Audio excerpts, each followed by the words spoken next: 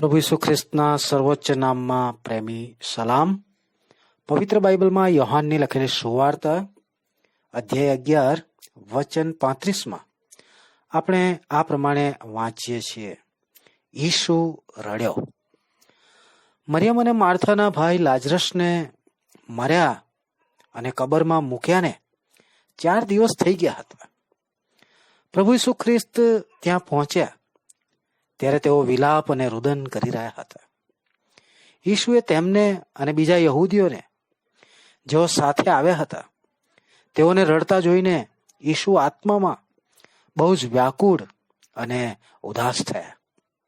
અને ત્યાર પછી આપણે વાંચીએ છીએ કે ઈસુ રડ્યો. અગર જો આપણે જાણવા ઈચ્છીએ છીએ તો મનુષ્યના નાશ પર પરમેશ્વર કેવી પ્રતિક્રિયા વ્યક્ત કરે છે તો આ વચન પર ધ્યાન દેવું જોઈએ. મૃત્યુનો અર્થ જુદા થઈ જવું છે. શારીરિક મૃત્યુનો અર્થ આત્માનું શરીરથી અલગ થઈ જવું, અને આત્મિક મૃત્યુનો અર્થ મનુષ્યનું પરમેશ્વરથી જુદા થઈ જવું.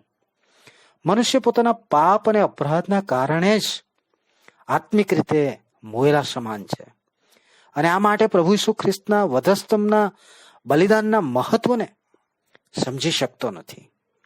આવી અવસ્થામાં તે મૃત્યુ પામે તો ન્યાયના દિવસે પરમેશ્વરની આગળ કેવળ નર્કનો દંડ મેળવવાને તે ઊભો રહેશે. પ્રભુને દુઃખ એ જ છે કે તેમના કૃપાદાન પર મનુષ્ય વિશ્વાસ ન કરવાને કારણે તેનો નાશ થઈ રહ્યો છે.